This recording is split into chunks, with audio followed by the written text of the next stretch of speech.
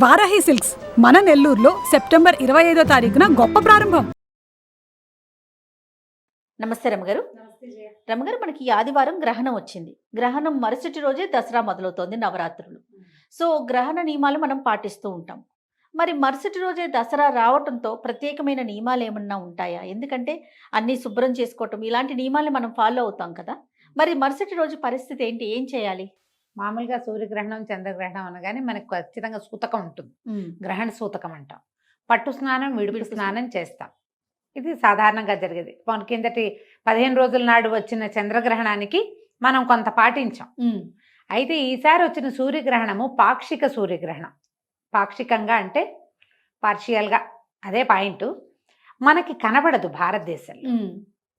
కనిపించని వేరే ఏదో దేశాల్లో కనిపించేది, అది కూడా అర్ధరాత్రి పూట జరిగేదానికి మనకి సూతకం లేదు. ఓకే.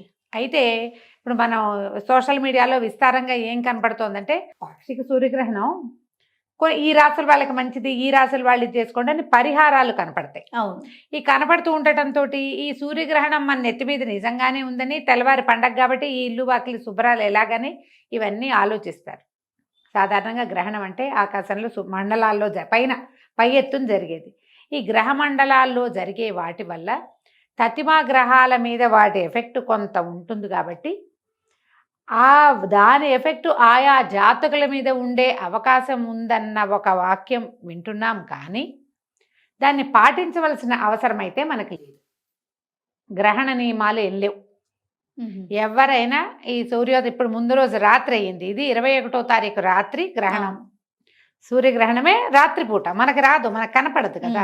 తెల్లవారేసరికి ఎలాగూ మనం నవరాత్రుల కోసం తలంటి పోసుకుంటామా? అవును, సరిపోయింది, దండం పెట్టుకోండి, ఇంకే భయము లేదు.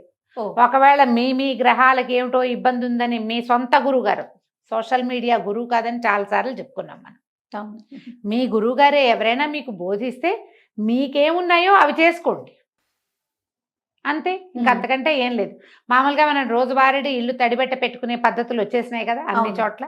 తర్వాత పండగ కాకపోయినా ప్రతిరోజు వాకిలి తుడిచి ముగ్గేసుకుంటారా? వాకిలి ఉడుస్తారు, కాస్త నీళ్లు చల్లటమో, బట్ట పెట్టి తుడవటమో, ఓ చెంబెట్టి నీళ్ళు పోసి తోసేసేయటమో మోరీలోకి, ఓ ముగ్గేస్తారు. వాకిలి గడిగేసాము, తలంటి పోసేసుకున్నాము, ఇల్లు ఎలాగూ తుడుచుకుంటాము, అయిపోయింది నియమం. మీకు భయము, అనుమానం, మేడ మీద 4 దర్భాలు పడేయండి, అంతకంటే ఏం చేయక్కర్లా. పొద్దున మామూలుగా మనం నవరాత్రులకి ఏం ఏర్పాట్లలో ఉన్నామో అవన్నీ మనం ఎలాగో దేవుడిని పులికా పెట్టేసుకున్నాం. కొంతమంది అమావాస్య రోజు పొద్దునే చేసుకుని ఉంటుంటారు. అమావాస్య నాటి రాత్రే కదా సూర్యగ్రహణం ఉంది. అమావాస్య రోజు పొద్దునే పూర్తి చేసుకుంటారు. ఎవరిళ్లలో పితృకార్యాలు ఉన్నాయో వాళ్ళు ఒక రోజు ముందు చేసుకుని ఉంటుంటారు.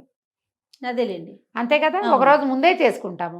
ఇది ఆల్రెడీ శుభ్రాలు అయిపోయినాయి, కొత్తగా మీరు చేయవలసింది ఏమీ లేదు. దేవుళ్ళు పులికాపులు పెట్టుకోవటాలు అవన్నీ చేసేసాం కదా మనం, ఒకరోజు ముందే చేస్తాం.